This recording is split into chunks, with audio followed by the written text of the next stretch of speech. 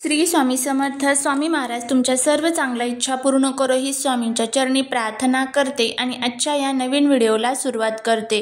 पण त्या अगोदर चॅनलवरती नवीन असाल तर सबस्क्राईब करा आणि शेजारील बेल आयकॉनलाही प्रेस करा, म्हणजे माझ्या सर्व नवीन व्हिडिओंचं नोटिफिकेशन तुम्हाला मिळेल आणि तुम्ही एक पण व्हिडिओ मिस करणार नाही. अक्षय तृतीया यंदा 2025 मध्ये बुधवार 30 एप्रिल रोजी साजरी केली जाणार आहे. अक्षय तृतीया ही वैशाख महिन्याच्या शुक्ल पक्षाच्या तिसऱ्या दिवशी साजरे केला जातो. अक्षय तृतीयेच्या दिवशी आपल्याला आपल्या घरातील मुलांच्या प्रगतीसाठी, मुलांच्या कल्याणासाठी, त्यांच्या जीवनातील सर्व जे काही दोष आहेत, विघ्न आहेत, तर ते दूर करण्यासाठी अतिशय प्रभावी असा एक उपाय करायचा आहे. आपल्याला हा जो एक दिवा आहे तर तो आपल्या मुलांसाठी, मुलींसाठी लावायचा आहे. हा दिवा कसा लावायचा, कोणत्या वेळेमध्ये लावायचा, याबद्दलची संपूर्ण माहिती आज या व्हिडिओमध्ये मी तुमच्याबरोबर शेअर करणार आहे. त्यामुळे व्हिडिओ हा स्किप न करता शेवटपर्यंत पाहत रहा.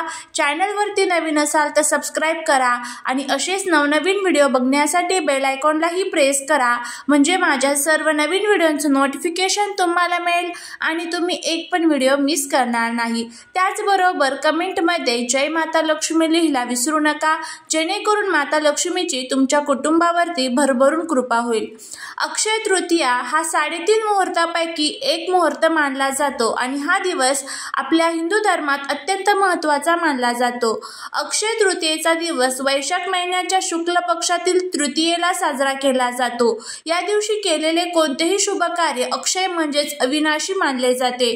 तसेच भगवान विष्णूंच्या 6व्या अवताराचे रूप असलेले परशुरामाचा जन्म याच दिवशी झाला असल्याने परशुराम जयंती या दिवशी साजरी केली जाते. याच दिवशी गंगा नदी ही पृथ्वीवरती सर्वात प्रथम अवतरली होती. याच दिवशी श्रीकृष्णाने पांडवांना अक्षय पात्र भेट म्हणून दिले होते. अशा अनेक कथा अक्षय तृतीयेच्या आपल्याला आढळून येत असतात. या दिवशी सोने चांदी खरेदी करायला विशेष महत्त्व दिलं जातं. पण आत्ताचे सोन्याचे भाव बघता प्रत्येकाला सोनं चांदी खरेदी करणं इतकं शक्य होत नाही. त्यामुळे काही विशिष्ट वस्तूंची खरेदी आपण नक्कीच करू शकतो. त्याचाही व्हिडिओ चॅनलवरती आहे, नक्की चेक करा. त्याचबरोबर या दिवशी तुम्ही वास्तुशांती, गृहप्रवेश करू शकता, नवीन गाड्यांची खरेदी करू शकता, अनेक गोष्टी तुम्ही या दिवशी करू शकता. आपल्या आजूबाजूला जर कुठे गोरगरीब असेल तर त्यांना तुम्ही अन्नदान, वस्त्रदान करू शकता, पैशांचं दान करू शकता, गरजू वस्तूंचं दान करू शकता, पक्ष्यांना तुम्ही धान्य खाण्यासाठी देऊ शकता. अक्षय तृतीया ही देवी लक्ष्मी आणि विष्णूची पूजा करण्यासाठी अत्यंत पवित्र अशी तिथी मानली जाते. या दिवशी देवी लक्ष्मी ही आपल्याला सुख, समृद्धी, धनधान्य प्रदान करत असते आणि आपल्या मुलांच्या जीवनामध्ये सुद्धा देवी लक्ष्मीचे आणि भगवान विष्णूंचा आशीर्वाद प्राप्त व्हावा. अक्षय तृतीयेच्या दिवशी आपल्या मुलांना सुद्धा आपल्या पूर्वजांचे आशीर्वाद प्राप्त व्हावे. त्यांच्या जीवनातील जे काही अडचणी, दुःख, संकटे आहेत तर ते सर्व दूर व्हावे, यासाठी अतिशय प्रभावी असा हा एक दिवा जो आहे तर तो आपल्याला लावायचा आहे. दिवा ज्या प्रकारे आपल्याला अंधाराकडे प्रकाशाकडे नेण्याचं काम करत असतो, त्याच पद्धतीने आपल्या मुलांच्या जीवनामध्ये सुद्धा हा प्रकाश पडावा, त्यांच्या आयुष्याचं सोनं व्हावं, त्यांच्या अडचणी कायमच्या संपून जाव्यात, अभ्यासात प्रगती, नोकरीत त्यांना यश मिळावं, जीवनामध्ये जे काही दुःख, संकट येत आहेत तर ते सर्व दूर व्हावे, यासाठी आपल्याला हा जो दिवा आहे तर तो लावायचा आहे. हा दिवा कसा लावायचा, अक्षय तृतीयेला कोणत्या वेळेमध्ये लावायचा, याबद्दलची सविस्तर माहिती या आजच्या व्हिडिओत मी तुमच्याबरोबर शेअर करणार आहे. त्यामुळे व्हिडिओ स्किप न करता शेवटपर्यंत पाहत राहा आणि तुम्ही जर चॅनलवरती नवीन असाल तर सबस्क्राईब करून श्री स्वामी समर्थ लिहायला अजिबात विसरू नका, जेणेकरून स्वामींची तुमच्या मुलांवरती भरभरून कृपा होईल. बघा, आत्ताच्या सध्याच्या धावपळीच्या जीवनामध्ये प्रत्येक आईला वाटतं की माझा मुलगा आणि माझी मुलगी कुठेही मागे राहता कामा नये. मग ते अभ्यास असेल किंवा नोकरी असेल किंवा इतर कोणतं क्षेत्र असेल त्यामध्ये त्यांना भरघोस यश मिळावं. त्याचबरोबर मुलगा किंवा मुलगी घराच्या बाहेर पडलेली आहे तर ती सुखरूप घरी यावी, तिच्यावरती कोणतंही संकट येऊ नये किंवा कोणतंही विघ्न मुलांवरती येऊ नये, अशी अनेक प्रकारची काळजी आई वडिलांना असते। आता कधीतरी काय होतं, मुलांना नजर दोषाचा सामना करावा लागतो। मग ही नजर बाहेरच्यांची सुद्धा लागू शकते आणि घरातल्यांची सुद्धा लागू शकते। त्यामुळे मुलांचा स्वभाव हा हट्टी, चिडचिडा, तापट होतो।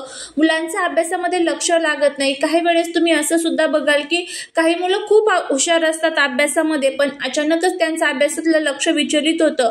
खूप उच्च प्रतीचं शिक्षण घेऊन सुद्धा मनाजोगती नोकरी मिळत नाही किंवा पगार वाढ होत नाही किंवा मग लग्न जमण्यामध्ये, संतती प्राप्तीमध्ये अनेक अडचणी येतात। लहानातील लहान मुलं असेल तर त्यांच्यामध्ये आपल्याला आजारपण जे आहे तर ते सारखंच दिसून येत असतं। मुलं सतत आजारी पडतात, सतत चिडचिड आणि हट्टीपणा करत असतात, मोठ्यांचं ऐकत नाही, आई वडिलांचं ऐकत नाही। अशा ज्या अनेक समस्या आपल्या समोर, आई वडिलांसमोर येत असतात, त्यासाठीच आपल्या ज्योतिषशास्त्रामध्ये आणि वास्तुशास्त्रामध्ये हे काही प्रभावी असे उपाय सांगितले जातात। हे उपाय जर आपण भक्तीने, श्रद्धेने आणि विश्वासाने जर केले तर नक्कीच आपल्याला त्याचे जे फायदे आहेत तर ते बघायला मिळत असतात।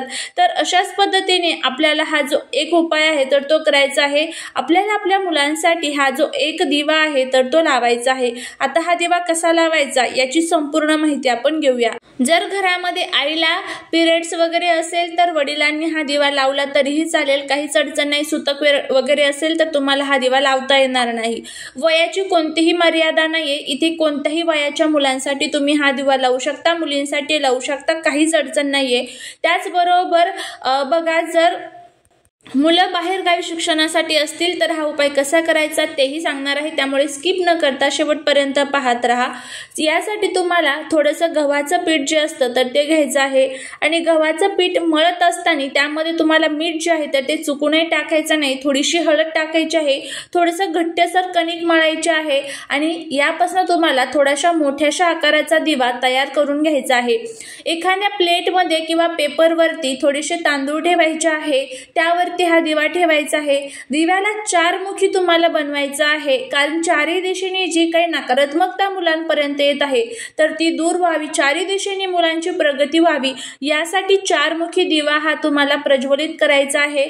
या दिव्यामध्ये तुम्हाला जी कलावा असतो, ज्याला आपण रक्षासूत्र म्हणतो, तर या रक्षासूत्राची वात तुम्हाला या दिव्यामध्ये टाकायची आहे। 4 वाती तुम्हाला टाकायच्या आहेत, पूर्व, पश्चिम, उत्तर, दक्षिण। त्यानंतर तुम्हाला एक जायफळ घ्यायचं आहे। जायफळ जे आहे तर ते तुम्हाला किराणा मालाच्या दुकानामध्ये किंवा ज्या ठिकाणी पूजेचं साहित्य असतं तर त्या ठिकाणी सुद्धा मिळून जाईल।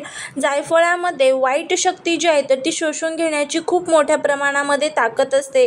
तर एक अख्खं सगळं जायफळ घ्यायचं आहे, थोडीशी पिवळी मोहरी घ्यायची आहे आणि त्यानंतर मुलांपाशी जायचं आहे। या दोन्ही वस्तू तुम्हाला त्या दिव्यामध्ये टाकायच्या आहेत। दिव्याला तुम्हाला हळदी कुंकू व्हायचं आहे आणि दिवा हा जो आहे तर तो मुलांच्या डोक्याकडनं पायाकडे तुम्हाला 7 वेळेस खाली उतरवायचा आहे। उतरवत असताना तुम्हाला तुमच्या मुलांच्या ज्या काही अडचणी आहेत तर त्या संपलेल्या आहे, त्यांची प्रत्येक क्षेत्रात प्रगती झालेली आहे, मुलांना सोन्याचे दिवस सुरू झालेले आहे, अशी आपल्याला प्रार्थना करायची आहे। आणि त्यानंतर हा दिवा तुम्हाला तुमच्या घराच्या बाहेर घेऊन यायचा आहे आणि घराच्या बाहेर तुम्हाला रोडच्या कडेला एखाद्या ठिकाणी किंवा घराच्या तुमच्या दरवाजाच्या बाहेर जिथे कुठे व्यवस्थित जागा भेटेल तिथे तुम्हाला हा दिवा ठेवायचा आहे। आणि दिवा ठेवल्यानंतर तुम्हाला परत मागे वळून बघायचं नाही आहे, सरळ तुम्हाला घरामध्ये प्रवेश करायचा आहे। आणि घरामध्ये ज्यावेळेस तुम्ही याल त्यावेळेस तुम्हाला हातपाय स्वच्छ धुवून नंतर घरामध्ये प्रवेश करायचा आहे। अशा पद्धतीने तुम्हाला हा उपाय करायचा आहे। दिवा जळत आहे तोपर्यंत जळून द्यायचा आणि नंतर दिव्यातील जे साहित्य आहे तर ते जर शिल्लक राहिलं तर ते निर्माल्यात टाकून द्यायचं आहे। आणि दिव्याचं जे पीठ आहे तर ते तुम्हाला गाईला खाऊ घालायचं आहे। अशा पद्धतीने आपल्याला हा उपाय करायचा आहे। जर मुलं बाहेरगावी शिक्षणासाठी असतील तर मुलांच्या फोटोवरनं हा उपाय करा, फोटो नसेल तर मुलं ज्या दिशेला शिक्षणासाठी आहे त्या दिशेवरनं हा दिवा 7 वेळेस उतरवा। अशा पद्धतीने हा उपाय करा, फायदा होईल। चालेली सेवा महाराजांच्या चरणी रुजू करते। श्री स्वामी समर्थ।